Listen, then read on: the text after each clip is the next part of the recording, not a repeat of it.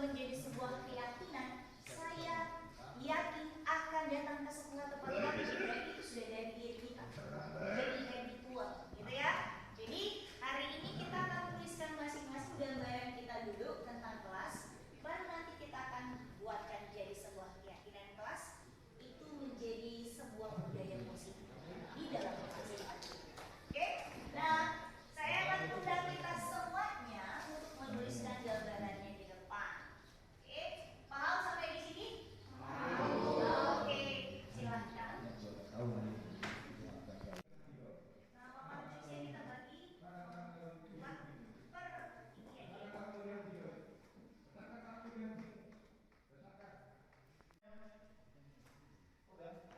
Oke, sudah. Jadi kita semua sudah selesai menuliskan aturan kelas yang kita impikan bisa kita lakukan di dalam kelas, ya kan, Dek? Kita kan sudah buat peraturan kelas. Aturan kelas. Hari ini kita dari peraturan kelas akan buat keyakinan kelas. Nah, bahasanya nanti kita buat begini, Dek. Kami yakin akan, yuk kita buka satu-satu dari yang kita tulis, deh. Apa dia? Yes, hadir tepat waktu. Dan tadi di situ juga dan mengerjakan tugas. Oke. Lalu yang kedua, kami yakin akan, kita lihat di sini kan ada tidak membuang sampah. Lalu apa lagi, Dek?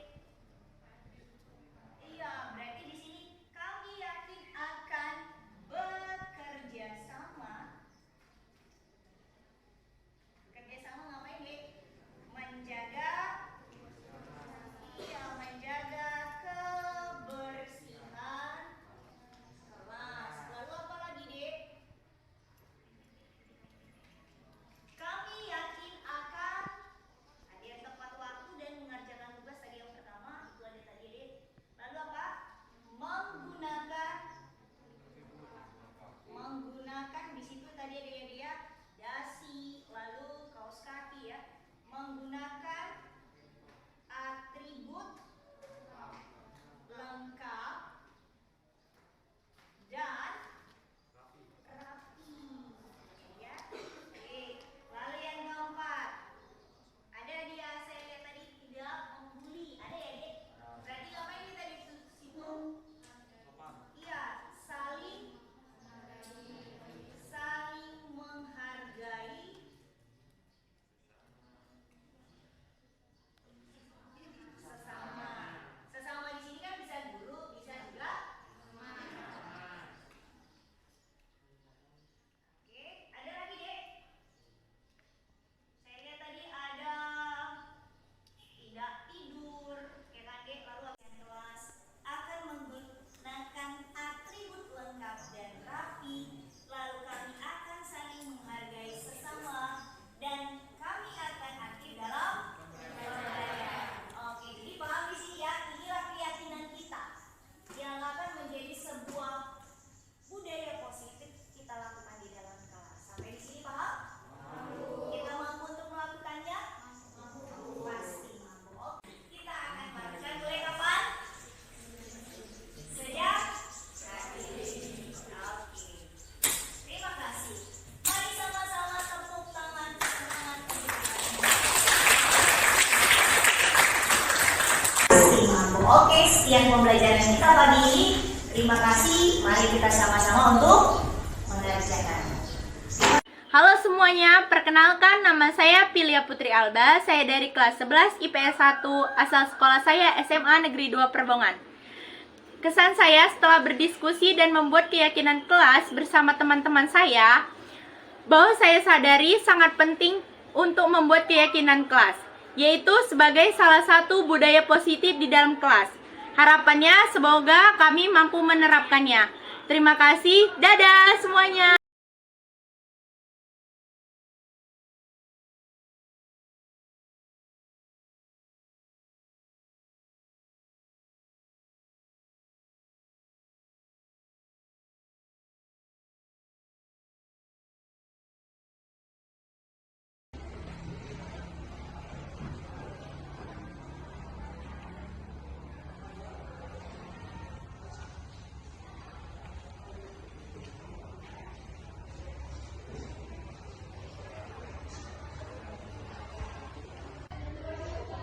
Bu.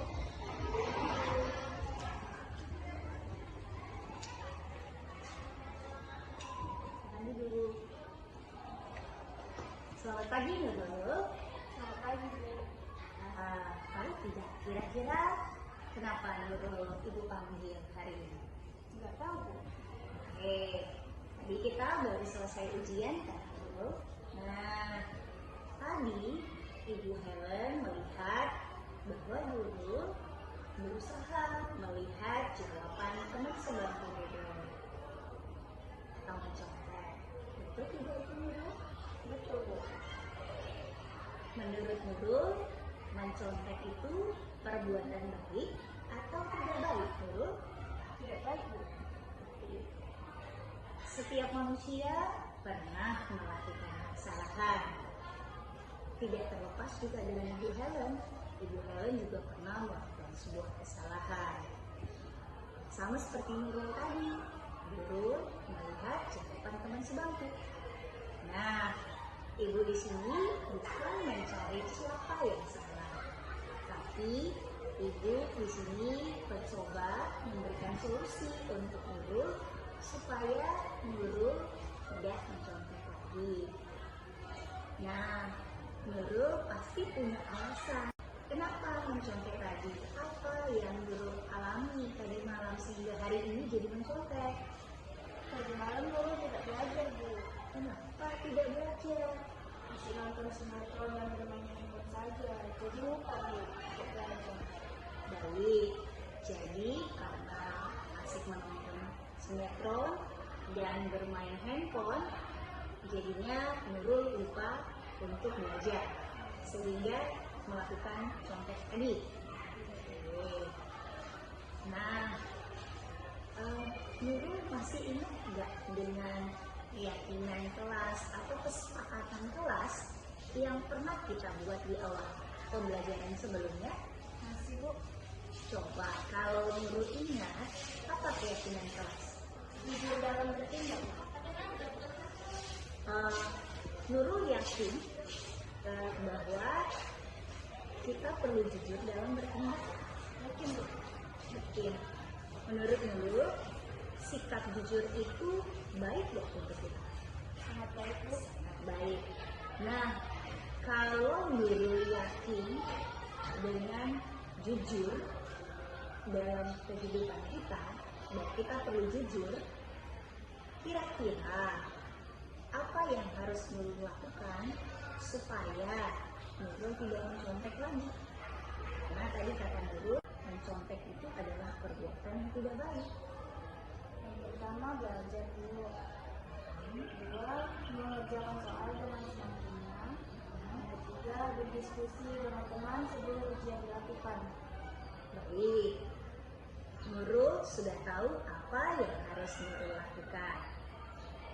Pertanyaan Ibu, kapan Nurul akan melakukan seperti apa yang sudah Nurul katakan kepada Ibu tadi? Sejak hari ini, Bu. Baik, mulai hari ini Nurul akan melakukan apa yang Nurul sudah katakan tadi, bahwa akan belajar, mengerjakan soal semampunya, berdiskusi dengan teman sebelum ulangan berlangsung atau ujian berlangsung. Nah, terima kasih Nurul. Nurul akan melakukan apa yang sudah Nurul lakukan, akan katakan tadi, dan Nurul akan menjadi pribadi yang lebih baik lagi. Jadi kebanggaan keluarga. Pos dulu. Nama saya Nurul Amalia. Di sini saya akan menyampaikan testimoni saya. Saya senang karena ketika saya melakukan kesalahan, saya tidak disalahkan, dan saya diajarkan oleh Bu Helen praktek segitiga restitusi, yaitu mencari masalah, mencari solusi pada masalah saya sendiri. Mungkin itu saja yang dapat saya sampaikan. Terima kasih.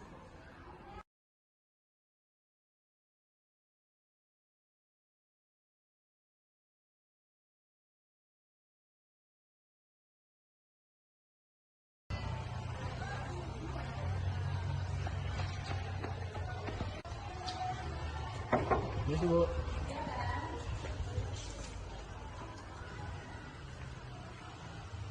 tidur Arya. Selamat pagi Arya. Ibu, Kamu sudah selesai istirahat? sudah tadi kita jenguk. Arya tahu kenapa Arya dipanggil? Tidak tahu. Arya berangkat ke sekolah jam berapa? Jam 7:10, Bu. Sekolah kita belnya berbunyi jam berapa? Jam 7:15, Bu. Artinya Arya datang ke sekolah tepat waktu atau terlambat? Lambat, Bu. Terlambat. Menurut Arya, kira-kira terlambat itu perbuatan baik atau tidak baik? Tidak baik, Bu. Tidak baik. Oke, setiap manusia Arya pernah melakukan sebuah kesalahan. Termasuk Ibu Helen juga pernah. Ya. Ibu pernah terlambat mengikuti sebuah kegiatan. Sama seperti Arya tadi, Arya datang terlambat ke sekolah. Ibu di sini bukan mencari siapa yang salah. Ibu di sini membantu Arya untuk mencari solusi. Bagaimana supaya Arya tidak datang terlambat ke sekolah lagi. Nah, Arya pasti punya alasan kenapa Arya datang terlambat ke sekolah. Coba cerita sama Ibu. Saya tidurnya kemalaman, Bu. Jam berapa rasanya tidurnya Arya? Jam 12 malam, Bu. Nah, jam 12 malam. Jam 12 malam itu ngapain? Belajar atau apa? Nonton TV sama bermain handphone, Bu. Baik, karena menonton televisi dan bermain handphone akhirnya bangunnya kesiangan, membuat Arya terlambat, betul? Betul, Bu. Betul. Nah, Arya masih ingat nggak dengan kesepakatan kelas atau keyakinan kelas yang sudah kita buat pada awal pembelajaran sebelumnya? Ini, Bu. Nah, apa itu? Disiplin dan tepat waktu, Bu. Arya yakin. Betul, Bu. Yakin. Kalau disiplin dan tepat waktu itu penting untuk kita? Penting, Bu. Penting. Sekarang, apa yang akan Arya lakukan supaya Arya tidak datang terlambat lagi ke sekolah? Tidur lebih cepat dan memasang alarm, Bu. Kira-kira tidur lebih cepat itu paling lambat jam? Jam 10 paling lama. Jam 10 paling lambat. Lalu, kalau memasang alarm kira-kira jam berapa? Jam 5, Bu. Jam 5. Jam 5 pagi ya, subuh. Itu untuk apa? Sholat, Bu. Supaya sholat. Oke. Baik, Arya sudah tahu apa yang harus Arya lakukan. Nah, kalau Arya sudah tahu apa yang Arya akan lakukan, pertanyaan ini, kira-kira kapan Arya akan melakukan apa yang sudah Arya katakan tadi kepada Ibu? Mulai hari ini, Mulai hari ini, oke. Baik, mulai hari ini Arya akan melakukan perubahan. Artinya Arya berdisiplin dan tepat waktu datang ke sekolah dan akan tidur lebih awal, akan memasang alarm supaya tidak datang terlambat. Betul? betul, Bu. Bisa Arya? Bisa, Bu. Bisa. Nah, jadi Arya akan lebih baik sejak hari ini. Betul, Bu. Kita tos dulu. Siap untuk melakukan perubahan? Bisa, Bu. Terima kasih Arya. Silakan kembali.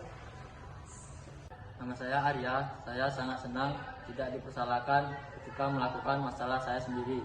Saya diajarkan memahami masalah, mencari solusi, dan secara efektif.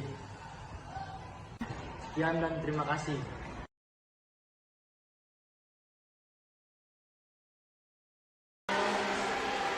Assalamualaikum warahmatullahi wabarakatuh. Selamat siang, salam sejahtera buat kita semua. Yang sama saya hormati Bapak Ibu Dewan Guru SMA Negeri 2 Perbongan yang hadir di dalam mengikuti diseminasi calon guru penggerak angkatan ke-7 yang ini akan dilaksanakan oleh Ibu Helen Pasaribu. Kami mengucapkan banyak-banyak ribuan terima kasih atas dedikasinya selama ini mengikuti CGP angkatan ke-7. Semoga apa yang telah dijalankan mendapat hasil yang baik dan bisa menerapkan di sekolah SMA Negeri 2 Perbongan yang kita cintai. dengan mengucapkan puji syukur kehadirat Tuhan Yang Maha Esa, diseminasi budaya positif calon guru penggerak angkatan ke-7. Untuk itu saya buka dengan mengucapkan Bismillahirrahmanirrahim. Terima kasih untuk kesempatan yang diberikan kepada saya, dan terima kasih juga untuk Bapak Ibu yang sudah meluangkan waktu untuk mengikuti diseminasi modul 1/4 tugas saya sebagai calon guru penggerak angkatan 7 dari Kabupaten Serdang Bedagai. Ada beberapa yang penting yang mau saya katakan, Bapak Ibu. Di sini saya bukan mengajari Bapak Ibu, tetapi saya sharing tentang apa yang saya dapatkan dalam hal budaya positif ini. Kenapa? Karena ternyata tolak ukur sebuah kesuksesan dalam sebuah sekolah itu perlu didukung dengan salah satunya budaya positif.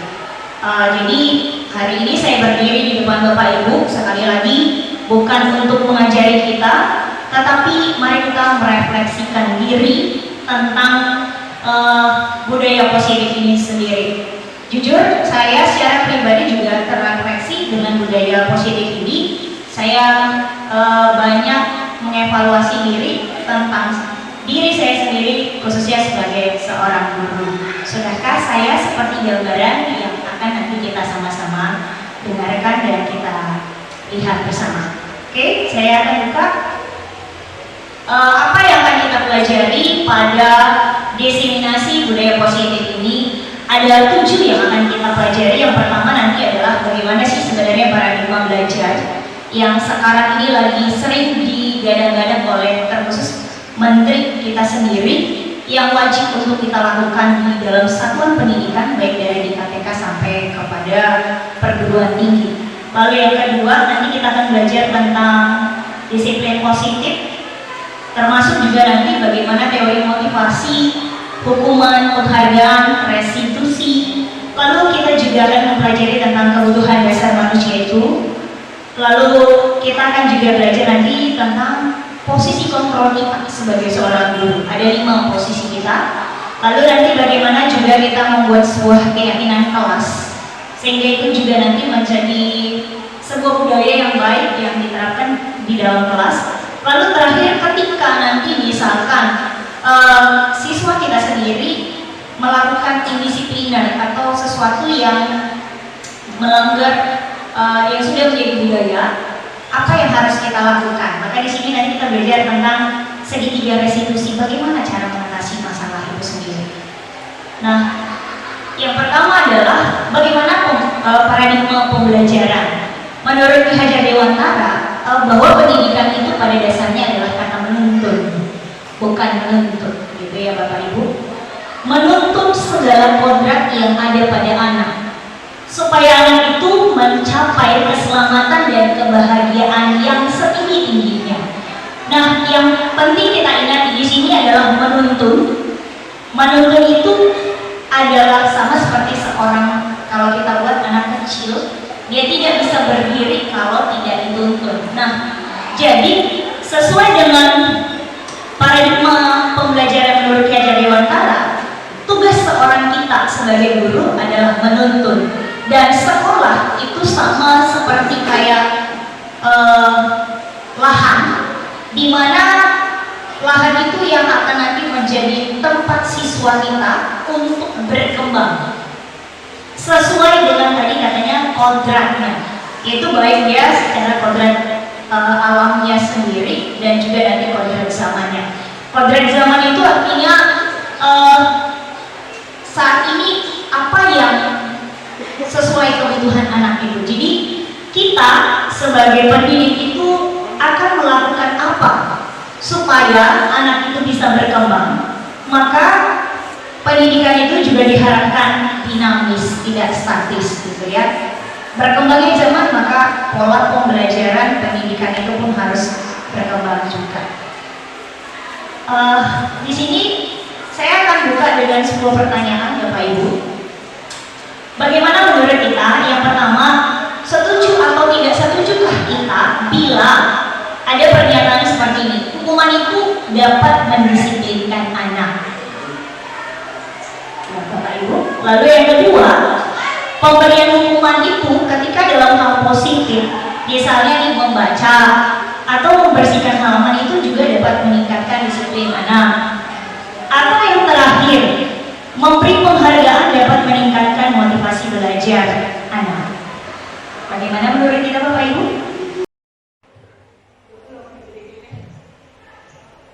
Oke, baik, nanti Bapak Ibu kita akan melihat apakah pernyataan 1, 2, dan 3 itu apakah terjadi disiplin positif atau tidak setelah kita mempelajari materi yang akan saya sampaikan hari ini. Yang pertama adalah coba kalau misalnya kita menggenggam tangan kita Bapak Ibu, ya. Mungkin kita dengan sebelah kita boleh berpraktek gitu ya. Ya, misalkan kita kepal tangan kita, dikepal. Anggap Bapak dan Ibu nyimpan sesuatu yang berharga di tangan kita itu. Nah, sekarang Bapak Ibu menghadap ke kiri kanannya, ya, saling hadap hadapan. Kalau ada yang kirinya di ya, oke. Nah, sekarang satu orang yang akan berperan bagaimana caranya supaya kepala tadi terbuka. Coba Bapak Ibu lakukan bagaimana caranya supaya kalau satu misalnya ini Ibu Murni yang megang kepala, maka Ibu Erna bagaimana caranya supaya tangan Bu Murni tadi terbuka, atau kayak Pak Irfan dengan Pak Zulmi, kalau Pak Irfan yang pegang kepala, bagaimana Pak Zulmi caranya supaya tangan Pak Irfan itu terbuka? Apa yang Bapak Ibu lakukan?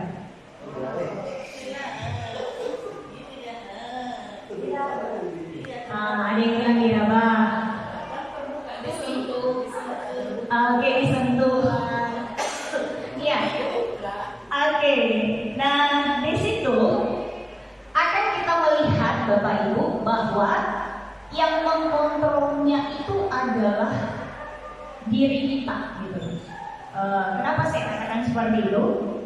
Kalau misalnya kita tidak terbujuk dengan rayuan ataupun misalkan dengan iming-imingan, maka kepala tangan kita itu tidak akan kita buka Bapak Ibu. Tapi ketika misalnya kita terbujuk dengan apa yang disampaikan oleh lawan kita tadi, maka dengan ikhlas tangan itu akan terbuka. Artinya di situ Bapak Ibu adalah ada kita berbicara tentang teori kontrol, gitu ya.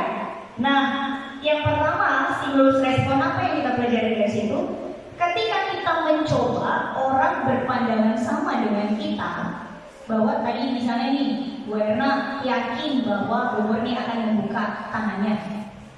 Itu pandangan dari Bu Erna. Maka kalau misalnya Bu Murni tidak setuju, maka tidak dilakukan. Ya, artinya teori kontrolnya adalah bahwa tidak semua memiliki pola pandang yang sama. Jadi ngapain kita harus berusaha memahami bahwa orang memiliki pandangan yang berbeda. Ya, lalu yang kedua, stimulus responnya adalah misalkan ketika berperilaku buruk itu kita anggap sebagai sebuah kesalahan. Maka kita teori kontrolnya adalah semua perilaku itu memiliki tujuan, walaupun tadi kita katakan ada kesalahan di sana, ya. Ada tujuan yang tersimpan di dalamnya. Lalu kalau misalnya kita berpikir saya bisa mengontrol orang lain, maka teori kontrolnya adalah bahwa kita tidak bisa mengontrol orang lain. Kenapa? Karena orang tertentu lah yang memegang kendali atas dirinya, gitu ya, dirinya sendiri. Lalu bagaimana kalau misalnya pemaksaan pada saat rujukan gagal? Misalnya ya, kayak tadi kita memegang tangan itu, misalnya kita udah ini buka tangannya bla bla gitu ya, ternyata tidak, maka dibutuhkan di sana kolaborasi, kerjasama ataupun konsensus supaya akhirnya tangan itu bisa terbuka dengan ikhlas gitu ya. Nah, jadi perlu kolaborasi di sana. Lalu kalau kita berpikir menang kalah, teori kontrolnya adalah kita harus berpikirnya bukan siapa kalah dan menang, kita akan berpikir win-win solution atau sering dikenal dengan pola berpikir menang-menang. Tidak ada yang kalah dan tidak ada yang menang. Jadi sama-sama, gitu ya. Nah, saya akan menjelaskan di sini Bapak Ibu tentang disiplin positif. Nah, tadi kita sudah juga dengan pernyataan hukuman itu adalah salah satu mendisiplinkan kah, gitu ya. Nah, kita tadi saya sudah katakan bahwa tidak ada yang bisa mengontrol diri kita, bahwa kita sendirilah yang bisa mengontrol diri kita, gitu ya. Nah, bagaimana dengan makna disiplin? Makna disiplin di sini bahwa kita belajar mengontrol diri sendiri, lalu menggali potensi apa yang ada pada kita sehingga tujuan yang mulia, kita katakan mulia, itu menjadi dasar bagi kita untuk berperilaku. Oke, nilai-nilai yang kita hargai itu yang kita dasar kita untuk melakukan sesuatu perilaku. Lalu di sini juga nanti akan kita bahas bahwa ketika seseorang berperilaku ada yang namanya motivasi. Nah, motivasinya di motivasi eksternal. Ini dia. Itu misalkan nanti ada untuk menghindari hukuman, lalu untuk dapatin penghargaan, lalu terakhir ada dia juga motivasi dari diri sendiri. Nah, inilah yang sangat kita tunggu untuk kita semuanya di dalam lingkungan sekolah dapat diterapkan, baik kita sebagai guru dan juga kepada siswa yang kita ajarkan. Jadi semua elemen gitu ya Bapak Ibu. Lalu nanti dalam disiplin positif itu juga kita akan memahami ada 5 posisi kontrol kita sebagai Bapak Ibu guru. Posisi yang mana yang pas untuk menerapkan disiplin positif itu? Lalu ketika misalkan anak didik kita melakukan indisipliner, apa yang harus kita lakukan? Apakah kita menghukum dan lain sebagainya? Balik lagi ke posisinya. Lalu kita juga akan melihat kebutuhan dari anak itu. Dasar dia melakukan itu kenapa? Gitu ya Bapak Ibu ya. Oke. Nah, saya di sini apa sih tujuan dari disiplin positif itu?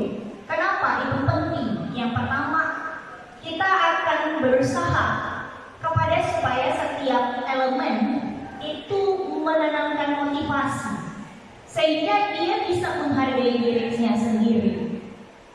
Lalu yang kedua, ketika itu menjadi motivasi intrinsik dari dalam diri, maka itu efeknya berdampaknya panjang.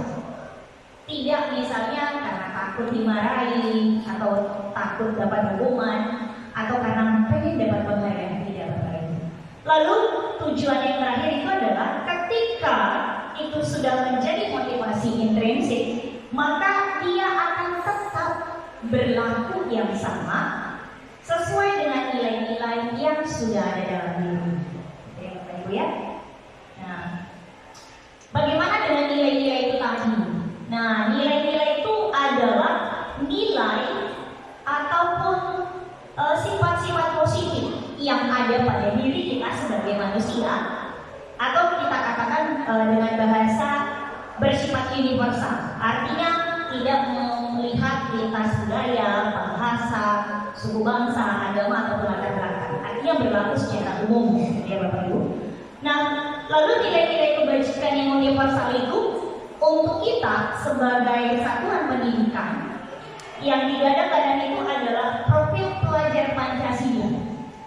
Ada dia sekitar 5 nilai kebajikan yang harus kita miliki, yang harus kita tanamkan kepada anak didik kita, dan itu menjadi budaya, gitu ya. Yang mana dia ada mandiri, bernalar kritis, berkebinekaan global, bergotong royong, serta juga kreatif. Ya. Lalu saya masuk lagi ke motivasi Bapak Ibu. Ketika seseorang melakukan sesuatu, ada motivasi yang mendorong. Tadi kita katakan ada 2, yaitu motivasi eksternal dan internal. Nah, kalau eksternal itu bisa 2 ya Bapak Ibu. Satu karena takut, satu karena pengen dapat penghargaan.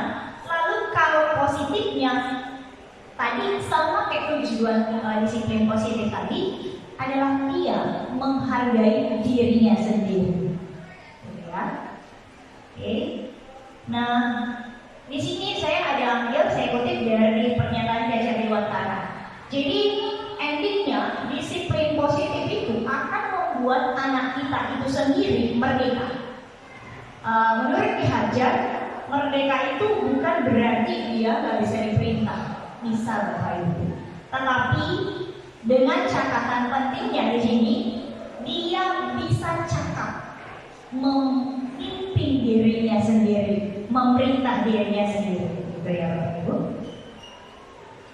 Lalu di sini tadi kita bilang apakah hukuman itu mendisiplinkan? Baik.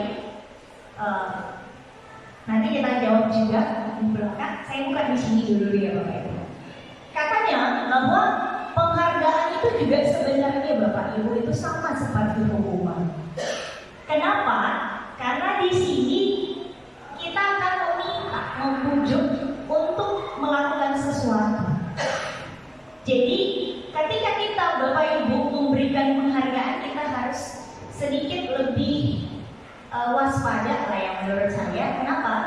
Ketika kita memberikan penghargaan itu akan berefek jangka pendek Bapak Ibu. Anak-anak akan mau melakukan, tetapi jangka panjang tidak bisa menjadi sebuah keharusan yang ada dari diri Bapak Ibu.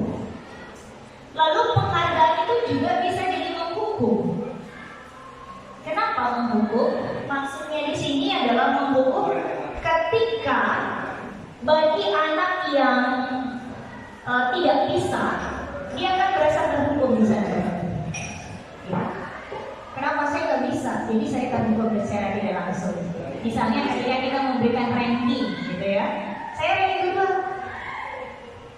berarti saya terhukum dengan itu. Saya tidak bisa yang terbaik, gitu ya. Lalu berikutnya, kenapa merasa terhukum tadi? Dia akan merasa bahwa saya tidak bisa mencapai target, gitu ya Bapak Ibu. Lalu penghargaan. Oke, itulah tadi dengan penghargaan itu bisa menghukum ya Bapak Ibu. Nah berikutnya penghargaan mengurangi ketepatan. Nah sebuah survei menyatakan Bapak Ibu, kalau misalnya kita mengiming-iming dengan sebuah penghargaan, maka anak-anak itu cenderung untuk tidak tepat dalam mengerjakan sesuatu. Kenapa? Karena sudah tahu dulu apa yang mereka dapatkan, gitu ya Bapak Ibu. Nah lalu penghargaan itu juga tidak efektif. Kenapa? Sama tadi seperti kayak mengurangi ketepatan waktu. Juga ketika anak-anak sudah mengetahui apa yang akan dia raih, dia cenderung tidak mengerjakannya lebih baik daripada ekspektasi yang kita pikirkan. Lalu penghargaan itu juga bisa merusak hubungan Bapak Ibu ternyata. Kenapa merusak hubungan? Di dalam kelas misalnya begini ya Bapak Ibu. Anak-anak yang tidak bisa mendapatkan penghargaan yang kita berikan akan cenderung jealous, ya iri gitu ya Bapak Ibu ya. Lalu akan merasa seperti ini juga gitu ya, saya nggak akan mau coba lagi lah gitu ya. Sehingga di dalam kelas itu bukan jadi budaya yang positif persaingannya gitu ya Bapak Ibu ya. Nah lalu berikutnya penghargaan ini juga tadi sama menurunkan kualitas target yang akan dicapai. Misalnya kalau nggak tahu dia apa yang dia dapat, maka dia akan cenderung mengerjakan lebih baik daripada yang diberikan penghargaan. Lalu juga bisa mematikan kreativitas. Kenapa? Karena dia akan berpikir saya akan dapatkan ini, maka sebatas sampai di situ saja. Ya. Lalu terakhir itu juga akan mengurangi motivasi intrinsipnya. Kenapa? Ya udah, saya dapatkan itu. Untuk dapatkan itu aja sampai di situ saja. Tidak ada motivasinya bahwa saya ingin lebih baik. Oke, Bapak Ibu ya. Jadi penghargaan itu bisa juga sama seperti dari hukuman. Lalu bagaimana? Apakah tidak perlu yang namanya penghargaan? Nah, kalau saya bilang lebih baiknya kita bukan memberikan penghargaan, tapi lebih tepatnya apresiasi. Ya, kenapa? Kita di situ memberikan pengakuan yang tetapi dengan catatan Bapak Ibu, pengakuan di sana harus secara khusus dan bersifat pribadi. Lalu itu kita arahkan kepada semua murid dengan catatan bergantian. Jadi anak-anak itu bisa merasa berharga semuanya di dalam kelas, aktif gitu ya Bapak Ibu. Dan ingat juga bahwa pengakuan itu harus secara konsisten. Dan terakhir kita berfokus kepada prosesnya. Bagaimana contohnya? Misalnya seperti ini Bu. Misalnya kita melihat ya ada anak kita, maka mungkin kita bisa berkata, kemarin saya perhatikan rasa empati itu besar sekali lah pada saat kamu menolong murid baru yang ada di kelas kita, gitu ya. Nah, di situ kan fokusnya adalah empatinya, gitu Bapak Ibu, prosesnya. Lalu berikutnya saya menghargai kepedulian, gitu ya. Artinya di situ proses anaknya, gitu ya Bapak Ibu. Misalnya dia membantu teman-temannya, gitu ya. Dan misalnya kita juga bisa berterima kasih kepada anak itu ketika misalnya dia menunjukkan rasa tanggung jawab, gitu ya Bapak Ibu. Misalnya ketika ada anak dengan sukarela mengurut sampah tanpa harus disuruh, ya, ada inisiatif Bapak Ibu. Itulah dia ya. Oke, nah ini mari kita perhatikan Bapak Ibu. Hukuman, apa sih beda hukuman dan konsekuensi? Nah, mana yang sering kita lakukan Bapak Ibu? Jujur saya secara pribadi, saya sering sekali juga melakukan hukuman, sering juga melakukan konsekuensi. Tetapi keduanya punya perbedaan nggak sih ya? Punya ya Bapak Ibu ya. Nah, contoh nih, misalnya anak ini sudah terlambat, jadi saya pernah juga mungkin di sekolah itu waktu SD terlambat, saya disuruh huruf sambung di situ. Tulis di buku buat kalimat ini, saya tidak akan terlambat lagi, misalnya. Maka itu termasuk apa? Itu adalah hukuman Bapak Ibu. Lalu misalnya kamu harus lari keliling lapangan 2 kali misalnya Bapak Ibu, itu juga adalah hukuman. Lalu misalnya diminta push up juga karena misalnya nggak pakai masker, ya kemarin masa pandemi itu sering kali kita lakukan Bapak Ibu ya. Nah lalu berikutnya ini dia, kamu harus mengganti kertas temanmu yang kau coret-coret. Nah itu apakah hukuman? Itu bisa jadi konsekuensi Bapak Ibu. Kenapa jadi konsekuensi? Nanti kita akan bahas. Lalu berikutnya, bersihkan tuh air yang jatuh karena kamu menyenggol botol minuman temanmu, maka itu bisa jadi konsekuensi. Lalu berikutnya, ini murid disuruh gak usah pakai sepatu ya, kamu nggak pakai sepatu hitam di sekolah, maka itu bukan hukuman ya Bapak Ibu, tapi konsekuensi. Ya. Lalu misalnya ini tadi juga sama ya. Jadi apa sih bedanya sebenarnya? Perbedaannya adalah hukuman itu cenderung dilakukan Bapak Ibu secara refleks, dan biasanya itu sangat menyakitkan ketika dilakukan. Baik itu kepada anak dan itu bersifat lama. Baik itu misalnya nih sakit secara fisik dan juga secara hati juga Bapak Ibu. Kenapa?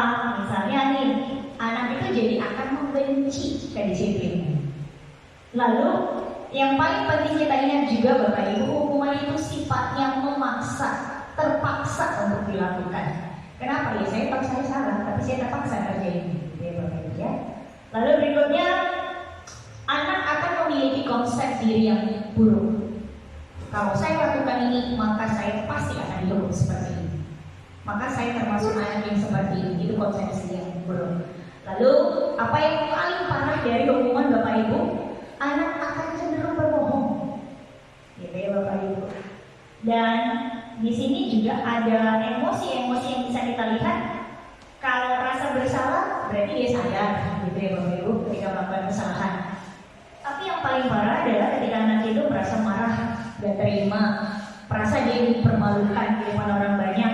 Lalu dia juga ketika dia merasa tidak dihargai. Itu efek dari hukuman. Ya, bagaimana dengan konsekuensi? Konsekuensi itu ada juga sesuatu yang harus terjadi, tetapi di situ anak akan menghargai disiplin. Kenapa? Karena sebelumnya sudah ada stimulus dan respon. Artinya gini, ketika kita melakukan ini maka akan jadi ini, gitu ya. Ketika dia lakukan itu maka terima hukumannya.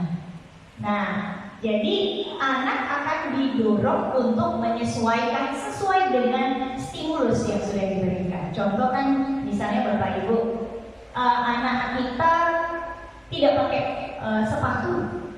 Nah mungkin kita sepatu warna hitam, cenderung kita ngapain? Atau mau sepatu warna putih, cenderung kita akan suruh buka, karena kamu tahu itu aturan sekolah ada. Maka mereka akan kuliah tahu. Maka ini jadinya yang saya lakukan. Tapi ada efek negatifnya Bapak Ibu dari sebuah konsekuensi, yaitu apa? Anak itu akan merasa kehilangan haknya. Dia juga merasa tidak nyaman, sama seperti kayak hukuman. Dan sementara dia akan merasa terasing ketika melakukan sebuah kesalahan. Solusinya nanti kita akan belajar namanya restitusi. Restitusi, segitiga restitusi ya Bapak Ibu ya. Oke. Artinya tidak menutup kemungkinan anak didik kita itu pernah melakukan kesalahan sama seperti kita Pak. Kita juga pernah melakukan kesalahan. Nanti kita bahas ya Bu. Keren ibunya sudah mau lebih maju lagi. Oke, di sini saya akan buka juga Bapak Ibu tentang kebutuhan dasar manusia. Tadi kita katakan bahwa ketika anak melakukan sebuah kesalahan ada dasarnya. Di sini apa yang mendorong dia untuk melakukan itu? Kebutuhan apa yang tidak dipenuhi? Secara umum kebutuhan dasar manusia itu ada 5. Yang paling nomor satunya itu adalah bertahan hidup, survival. Gitu ya Bapak Ibu. Contohnya misalnya gini, anak itu misalnya minta makanan temannya. Mungkin dari rumah dia tidak dapat sarapan gitu ya Bapak Ibu. Atau misalnya paling sering kita lihat anak kita.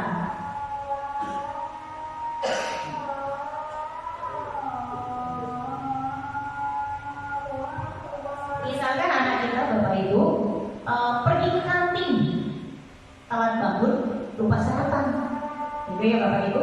Berarti apa di situ kebutuhannya? Bertahan hidup, karena lapar, gitu ya Bapak Ibu. Lalu berikutnya kebutuhan kasih sayang dan rasa diterima. Terkadang anak-anak kita sering sekali kayak overacting ya Bapak Ibu. Artinya dia merasa ada kebutuhan yang tidak terpenuhi, jadi dia berlaku seperti mencari perhatian. Lalu berikutnya misalnya kesenangan. Mungkin seperti ini Bapak Ibu, kita melihat ada kita suruh kerjakan tugas, tapi dia bermain-main, gitu ya. Atau sambil ngerjain tugas sambil nyanyi dia mengganggu temannya misalnya ya. Nah, ada yang tidak suka dengan itu. Maka di situ kebutuhannya adalah kesenangan. Dia kerjain tugas sambil bernyanyi, gitu ya Bapak Ibu.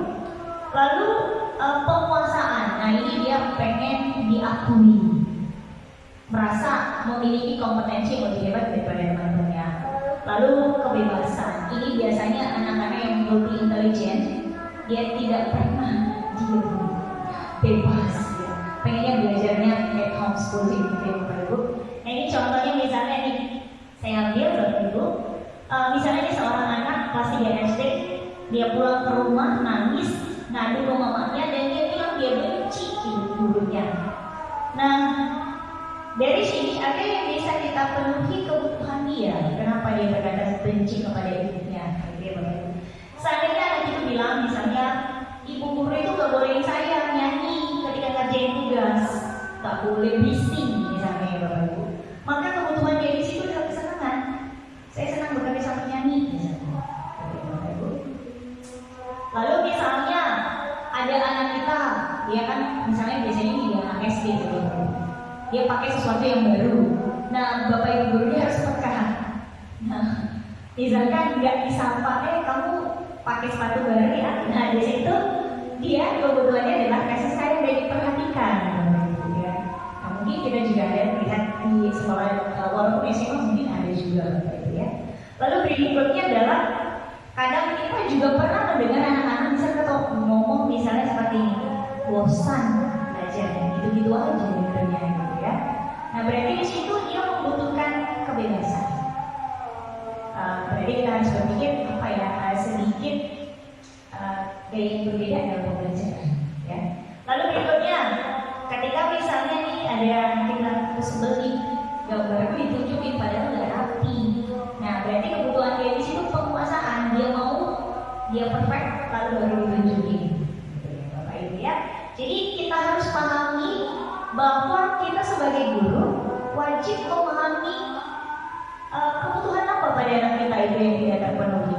Jadi ketika kebutuhan anak itu terpenuhi, maka yakinlah kita bisa mengarahkan anak itu untuk menerapkan kebaikan-kebaikan, ya, yang kita bilang tadi disiplin positif. Nah, berikutnya di sini adalah tadi gimana kalau anak ngelakuin kesalahan, gitu ya Bapak Ibu. Apa yang harus dilakukan? Hukum nggak boleh, kasih penghargaan juga kayaknya ada efek tidak baiknya, gitu ya Bapak Ibu. Maka di sini akan kita kenal namanya ada restitusi. Apa itu restitusi? Restitusi itu adalah ketika proses menciptakan kondisi yang baik bagi anak ketika dia melakukan sebuah kesalahan. Karena tidak ada yang bisa menjamin seseorang itu tidak bersalah. Bahkan kita sendiri Bapak Ibu di dalam kelas mungkin juga kita sering melakukan kesalahan kepada anak didik kita sekalian. Itu sehingga ketika kita menciptakan kondisi yang baik, maka anak itu bisa kembali kepada lingkungannya, kelompoknya dengan karakter yang lebih baik. Dan di situ juga akan menjadi proses kolaborasi di mana anak itu akan mencari solusi. Jadi di sini bukan ditawarkan, dia menemukan sendiri, bukan karena kita yang maksa, ya. Oke. Nah, apa ciri-ciri restitusi itu, Bapak Ibu? Yang pertama, restitusi itu bukan menebus kesalahan. Sekali lagi, ketika salah bukan menebus kesalahan di sini Bapak Ibu, tetapi kita belajar untuk memperbaiki kesalahan. Lalu yang kedua, itu adalah bukan paksaan, tetapi tawaran kepada anak. Lalu itu akan menuntun anak didik kita melihat pada dirinya, apa yang harus saya lakukan supaya kalau kejadiannya akan terjadi lagi, apa yang harus saya lakukan, gitu ya? Atau ini sudah saya lakukan, maka saya tidak akan melakukannya lagi, Bapak Ibu. Lalu berikutnya kita berfokus pada karakter, Bapak Ibu, bukan pada tindakan yang dilakukan. Lalu terakhir, itu akan mengembalikan anak itu kembali menjadi karakter yang baik, karakter yang kuat, gitu ya Bapak Ibu ya. Nah berikutnya ini tadi hukuman, konsekuensi sudah kita tahu. Nah sekarang kita akan membandingkan kembali dengan restitusi. Dari ketiga ini yang mana yang paling baik? Tadi hukuman sudah ya Bapak Ibu, itu adalah disiplin yang negatif. Nah bagaimana dengan konsekuensi tadi? Kalau konsekuensi di situ sifatnya netral Bapak Ibu, tapi cenderung itu juga masih ada perasaan terpaksa dalam anak didik kita. Lalu bagaimana dengan restitusi? Restitusi itu adalah pilihan. Jadi efeknya adalah itu akan menguatkan anak pada jangka panjang. Dia akan mengingat itu. Nanti saya akan tunjukkan salah satu contohnya Bapak Ibu. Nah di sini dia tidak akan merasa menjadi korban, Bapak Ibu, tapi dia yang akan berusaha memperbaiki dirinya ketika melakukan kesalahan. Dan di situ juga kita berperan menguatkan anak didik kita. Kenapa? Karena kesalahan itu semua orang pernah melakukan kesalahan, gitu ya. Lalu anak akan lebih bertanggung jawab. Nah itu yang kita mau ya Bapak Ibu ya. Dan terakhir, anak akan lebih menghormati dirinya sendiri bahkan juga orang lain. Kenapa? Karena saya diperlakukan baik, saya tidak dianggap sebagai orang yang bersalah. Saya akan berusaha memperbaiki diri. Nah itu ada solusinya. Jadi restitusi ini adalah salah satu disiplin yang positif dibandingkan dengan hukuman ataupun konsekuensi. Nah, lalu peran kita Bapak Ibu ketika menerapkan disiplin. Di sini ada 5 posisi Bapak Ibu. Nah, kita akan merefleksi diri kita lebih seringnya di mana? Ya Bapak Ibu. Apakah kita lebih cenderung sebagai penghukum? Cenderung membuat anak merasa bersalah? Ataukah kita sebagai menganggap murid itu sebagai teman? Sebagai kita kita sebagai pemantau atau kita sebagai seorang manajer? Nanti kita akan melihat di mana yang lebih ini, Bapak Ibu. Oke, yang penghukum.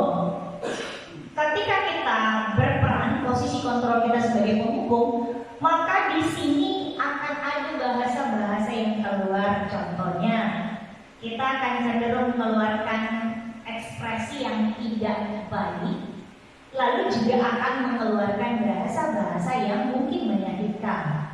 Karena sama kayak hukuman ya Bapak Ibu.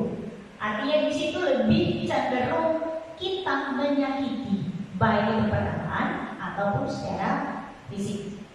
Contoh, kita misalnya kalau kamu tidak melakukan, awas ya, misalnya gitu ya Bapak Ibu, itu hukuman.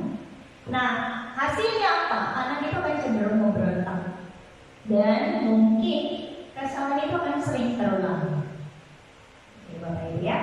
Dan itu nanti akan, ini tadi saya sudah katakan, akan mungkin buat anak itu bersifat apatis nanti ya Bapak Ibu. Kenapa? Biarkan aja lah. Paling juga nanti dimarahin atau paling ini gitu ya Bapak Ibu ya. Jadi gak ada perubahan di sana. Nah, ini termasuk kontrol yang gagal. Lalu berikutnya bagaimana dengan pembuat rasa bersalah? Nah, pembuat rasa bersalah di sini mungkin melalui bahasa Bapak Ibu.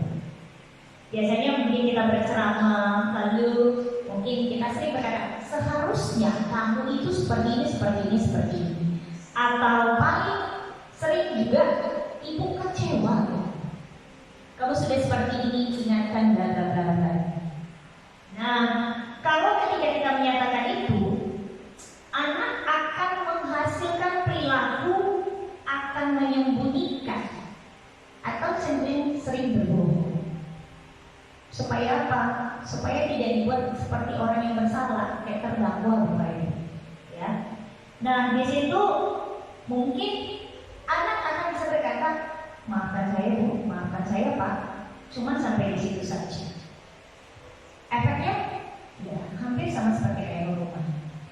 Dan yang paling terasa sekali Bapak Ibu, anak-anak akan merasa dia rendah diri. Ketika misalnya kamu tidak tahu kamu bla bla bla bla gitu ya, anak itu akan merasa seperti rendah diri. Nah, itu identitas gagal. Berarti sebagai penghukum dan membuat rasa bersalah itu kontrol yang gagal. Nah, ada dia kontrol yang dianggap baik Bapak Ibu, yaitu ketika kita berperilaku sebagai teman bagi anak didik kita. Nah, ketika kita berlaku sebagai teman, maka kita akan membuat alasan-alasan supaya anak itu mau melakukan apa yang kita mau. Contoh, ayolah lakukanlah demi ibu.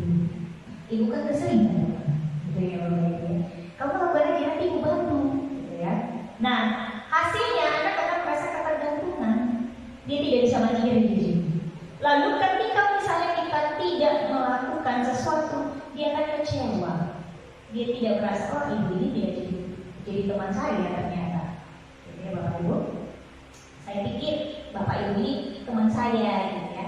Nah, di sini dampaknya pada murid, dia akan tidak mandiri ya, dan ketergantungan, gitu ya Bapak Ibu.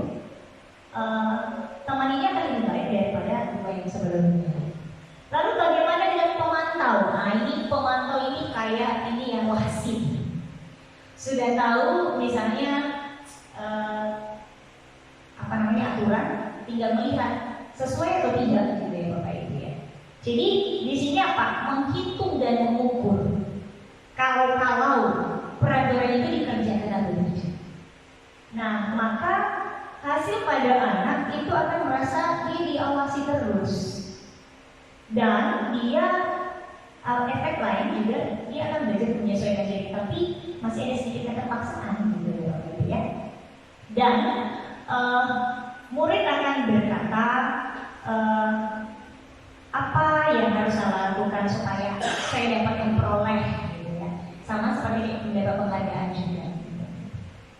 Nah, dampaknya kepada murid di situ akan menitik beratkan kepada sanksi atau hadiah yang diperoleh. Ketika dia melakukan, dia dapat penghargaan atau hadiah. Ketika dia melakukan pelanggaran, berarti dia dapat sanksi. Lalu yang mana yang paling terbaik dari 5 ini? Posisi kita yang kita akan lakukan Bapak Ibu mendukung budaya positif ini adalah kita ketika berlaku sebagai manajer.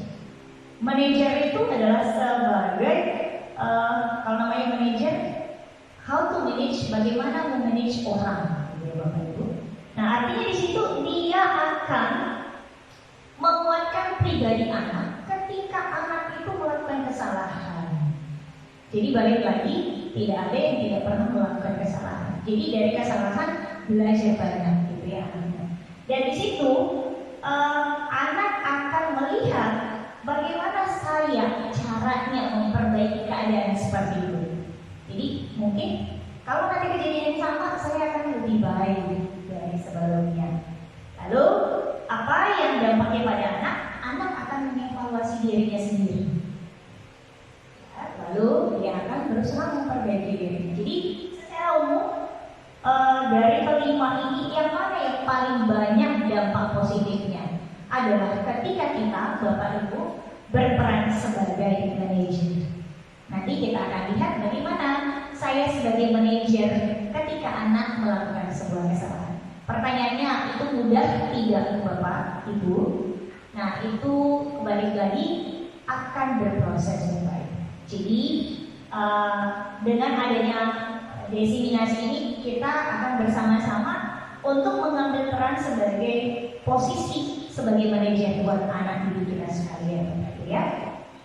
Oke, lalu ini dia. Misalnya nih pernyataan-pernyataan tadi ya Bapak Ibu ya. Kalau saya kecewa dengan kamu maka itu adalah posisi kita sebagai pembuat rasa bersalah. Kamu tidak pernah melakukan dengan benar, berarti kita sebagai pembuat. Ayolah, lakukan demi saya. Kau gak kasihan dengan ibu, misalnya kayak Bapak Ibu. Saya udah capek-capek terangkan, kau gak mau kerjakan gitu ya. Kau gak kasihan dengan Bapak Ibuku di rumah gitu ya kan. Itu juga rasa bersalah. Ayo lakukan demi Bapak Ibu dan Bapak, misalnya kita bergaul sebagai teman. Lalu misalnya nih, kamu mau kan dapat ini? Gitu ya. Kamu mau mendapat stiker penghargaan, saya juga sering bilang dari Bapak Ibu supaya semangat belajar. Ternyata posisi saya di situ sebagai pemantau, bukan sebagai manajer. Nah, itu juga harus diperbaiki. Posisi yang harus kita lakukan adalah sebagai manajer, ya Bapak. Lalu berikutnya, bagaimana kalau misalnya nanti melakukan kesalahan, kita sering bisa berkata seperti ini. Bagaimana caramu atau kita bersama untuk memperbaikinya? Maka di situ kita sudah manajer Bapak Ibu. Lalu misalnya kayak ini terakhir ya Bapak Ibu, kamu sempat paling terakhir mengerjain tugas, terlambat mengerjain tugas. Nah, itu kita juga sebagai pemukul. Jadi saya percaya kita bisa belajar dari sekarang untuk mengambil posisi sebagai manajer. Nah berikutnya Bapak Ibu, apa sih yang bisa mendukung supaya kita melakukan budaya positif selain kita kontrol sebagai manajer tadi? Nah, di dalam kelas ini penting. Di dalam kelas kita perlu membuat sebuah keyakinan kelas. Nah, keyakinan kelas itu tidak datang serta-merta. Jadi, contohnya ini misalnya, kita memiliki konsensus dulu dengan murid kita, dan itu dilakukan secara sadar di dalam kelas. Tetapi kita harus ingat Bapak Ibu, bukan berarti ketika sudah memiliki keyakinan kelas, anak tidak akan melakukan tindakan disipliner, tapi akan kita ingatkan, oh iya, kita bersama punya keyakinan, gitu ya. Nah, bagaimana dengan keyakinan kelas itu? Kenapa harus keyakinan kelas atau keyakinan sekolah? Itu skop lebih besar, Bapak Ibu. Nah, keyakinan, kenapa harus keyakinan kelas?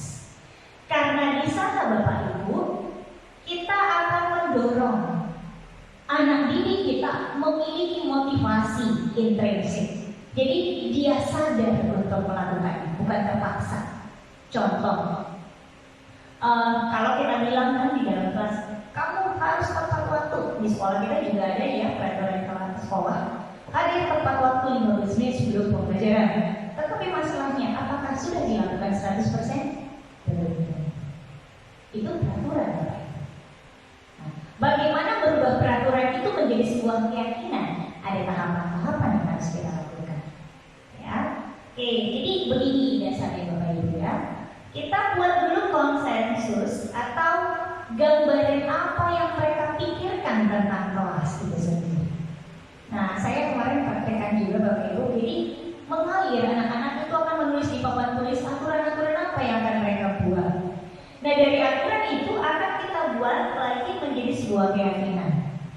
Nah, keyakinan yang nantinya diharapkan menjadi sebuah karakter baik, dan karakter itu akan menjadi sebuah budaya dalam sebuah lingkungan dulu, lingkungan kelas. Maka ketika lingkungan kelas itu sudah memiliki lingkungan positif, itu akan berefeknya luar biasa menjadi budaya dalam sekolah. Jadi keyakinan kelas itu penting kita buat Bapak Ibu. Mungkin nanti di tahun ajaran baru bisa kita lakukan kesepakatan kelas kita supaya anak-anak juga bersama diikut sertakan, dilibatkan, sehingga nanti kita punya kesepahaman bersama. Ya, lalu nanti akan berdampak lagi kepada yang ruang lingkup lebih besar sekolah. Ya, jadi nggak mungkin budaya positif kalau kita mulai dari kelas. Gurunya memperbaiki diri, anaknya juga memperbaiki diri, maka jadilah budaya positif. Gitu, Bapak Ibu. Oke. Nah, jadi apa itu keyakinan kelas? Keyakinan kelas itu nanti adalah merupakan nilai-nilai kebajikan universal tadi yang disepakati bersama dalam satu kelas, diterapkan bersama menjadi budaya positif. Contoh, kami yakin akan bertanggung jawab. Jadi bahasanya lebih universal. Kami yakin akan bertanggung jawab dalam hal apa? Kami akan saling menghormati. Kami akan misalnya ini bekerja sama menjaga kebersihan misalnya, ya. Berarti berhubungan juga dengan kesehatan, lalu keamanan, tertib misalnya Bapak Ibu. Lalu termasuk juga aktif dalam pembelajaran, mengerjakan tugas tepat waktu. Nah, itu aturan-aturan yang bisa jadi akhirnya nanti kita buat jadi sebuah keyakinan kelas. Nah, ini yang saya buat Bapak Ibu, keyakinan kelas yang saya buat salah satu contoh di kelas IPA 1. Nah, setelah mereka dulu membuat di papan tulis apa aturan apa yang mereka rindukan dilakukan di kelas itu, lalu disepakati lagi jadi sebuah keyakinan bersama. Jadi misalkan kayak kemarin Bapak Ibu, ada anak yang belum mengerjakan panggilannya tepat waktu, maka saya mengingatkan apa keyakinan kita anak ibu sekalian. Oh iya Bu, akan tepat waktu mengerjakan tugas, gitu Bapak Ibu. Lalu ketika misalnya nih di dalam kelas anak sedang gurau, terkadang mungkin mengeluarkan bahasa yang kurang nyaman bagi yang lain, maka kita bisa ingatkan, ayo kita punya keyakinan kelas kan, apa itu? Kita akan bersikap baik, menghargai semuanya, gitu ya Bapak Ibu. Lalu misalnya ketika aktif dalam pembelajaran, gitu ya, misalnya anak-anak agak lupa-lupa untuk kasih respon pada pembelajaran, padahal gurunya bersemangat ngasih pembelajaran, udah membuat misalnya model-model, nah ternyata tidak aktif, maka Bapak Ibu boleh ingatin, yuk masih ingat ya keyakinan kelas kita, gitu ya Bapak Ibu ya. Lalu ketika juga kelas motor, kita bisa ingatin, yuk apa keyakinan kelas kita. Nah, ini semua Bapak Ibu yang saya dapatkan ketika mereka bersama-sama menuliskan aturan kelasnya di kelas masing-masing. Nah, tidak semua harus seperti ini ya Bapak Ibu. Nah, bisa lebih dari ini bisa, tapi kalau boleh keyakinan kelas itu tidak terlalu banyak Bapak Ibu. Ya, paling banyak 6 sampai dengan 7. Oke, lalu saya masuk tadi ke segitiga restitusi. Nah, ini tadi bagaimana kalau anak itu melakukan kesalahan, apa yang harus dilakukan kita sebagai manajer tadi Bapak Ibu. Nah, ketika kita berperilaku sebagai manajer Bapak Ibu, ada tahapan-tahapan yang kita lakukan seperti segitiga. Mungkin kita melakukannya Bapak Ibu, tetapi tidak selengkap seperti yang ada di kelas segitiga restitusi. Contoh, mungkin kita tanyakan juga kepada anak itu, kenapa kau lakukan itu? Itu sudah tahapan Bapak Ibu. Apa yang kau pikirkan, misalnya Bapak Ibu kita katakan kepada anak didik kita, itu juga tahapan dalam menyelesaikan masalah segitiga restitusi itu. Ya, oke, kita buka bagaimana segitiga restitusi itu. Tahapan pertama adalah ketika anak sudah salah, kita akan menstabilkan identitasnya. Artinya, anak akan kita buat pada posisi dia tidak merasa bahwa saya gagal memenuhi capaian. Ketika melakukan kesalahan berarti gagal gitu ya Bapak Ibu ya. Nah, ketika kita melakukan menstabilkan identitas, kita membuat dia untuk berpikir positif. Nah, misalkan kita akan berkata seperti ini Bapak Ibu. Tidak ada manusia yang sempurna. Semua orang pernah melakukan kesalahan. Saya juga pernah melakukan kesalahan. Nah, itu jadi dia tidak merasa terhakimi. Oh iya ya, saat ini saya salah, tapi saya tidak dipersalahkan, gitu Bapak Ibu. Nah, lalu berikutnya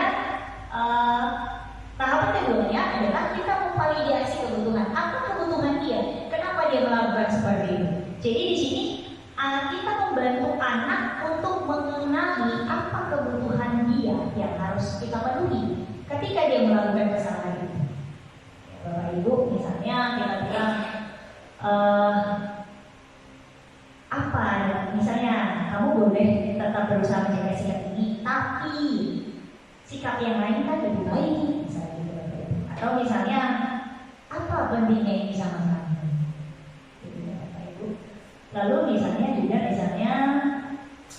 maukah kamu belajar untuk mendapatkan yang kamu butuhkan tanpa harus melakukan itu, misalnya Bapak Ibu ya.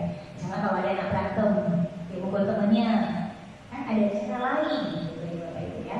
Artinya di situ kita balik lagi pada kebutuhan tadi, 5 kebutuhan itu yang mana yang paling penting. Lalu terakhir menanyakan keyakinan. Tadi kan kita udah belajar tentang keyakinan di Bapak Ibu ya.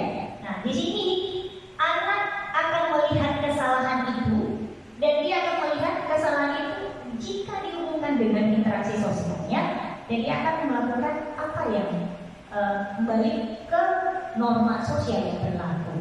Misalnya nih, ibu atau bapak akan berkata, apa yang kita pelajari? Gitu ya Bapak Ibu. Nah, kamu mau jadi seperti apa rupanya, gitu ya. Nah, lalu ketika itu sudah kita lakukan Bapak Ibu, kita juga bisa mengintervensi anak itu dengan menyatakan seperti ini. Nanti saya akan tunjukkan, ada video yang saya buat Bapak Ibu. Nah, kapan kamu akan siap untuk melakukan itu, gitu ya Bapak Ibu. Ketika kita sudah memvalidasi kebutuhannya, sudah juga menstabilkan tadi emosinya, gitu ya Bapak Ibu. Nah, kapan akan kamu lakukan? Gitu ya. Nah, itu dia Bapak Ibu ya. Lalu refleksinya dari diseminasi ini adalah saya berharap Bapak Ibu kita akan belajar hal baru untuk mengubah paradigma kita sebagai seorang guru. Nah, artinya bukan saya berapa puluh tahun jadi guru maka saya sudah hebat, tidak. Tetapi kita belajar menjadi sebagai seorang among, Bapak Ibu, yang menjadi penuntun, bukan penuntut. Lalu yang berikutnya kita juga akan nanti, saya berharap dari sini Bapak Ibu, kita akan belajar memotivasi diri kita untuk memiliki disiplin positif kita sebagai guru, dan kita juga belajar untuk menerapkan itu ke anak didik kita. Sehingga endingnya adalah tujuan dari pendidikan itu sendiri, bahwa kita menuntut anak mencapai kebebasan, kemerdekaannya, gitu ya Bapak Ibu, sesuai dengan kodratnya sebagai kodrat alam dan sebagai kodratnya juga sebagai kodrat zamannya. Jadi pendidikan itu membutuhkan inovasi dari kita Bapak Ibu guru, dan kita juga terus belajar ya Bapak Ibu, karena tidak ada kata selesai dalam belajar.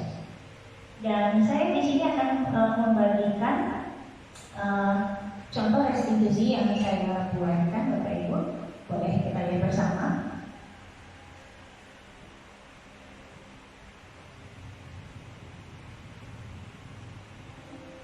Oke, ini dia Bapak Ibu, saya kemarin buat penerapan segitiga restitusi.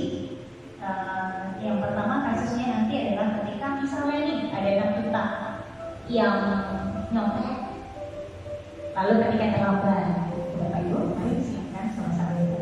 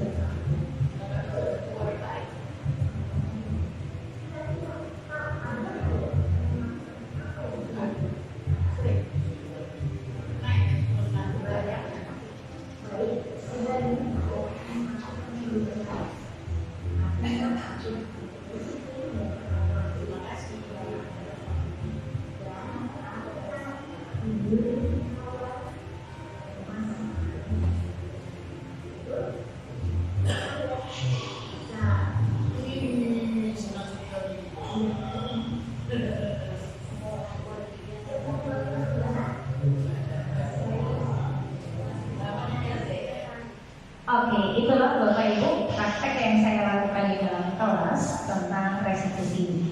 Segitiga restitusi ketika anak melakukan sebuah tindakan disipliner. Nah, balik lagi Bapak Ibu, saya katakan bahwa diseminasi ini saya bukanlah orang yang sudah lebih dulu Bapak Ibu hebat, tidak. Saya juga masih belajar Bapak Ibu, dan saya mendiseminasikan ini supaya Bapak dan Ibu bersama dengan saya di sekolah kita ini, ketika kita bersama-sama melakukan hal-hal baik, dan itu akan menjadi sebuah kebudayaan positif di sekolah kita, maka saya percaya sekolah kita akan menjadi berubah. Demikianlah pemaparan saya. Terima kasih Bapak dan Ibu. Mari kita berubah untuk sekolah kita yang lebih baik lagi. Terima kasih.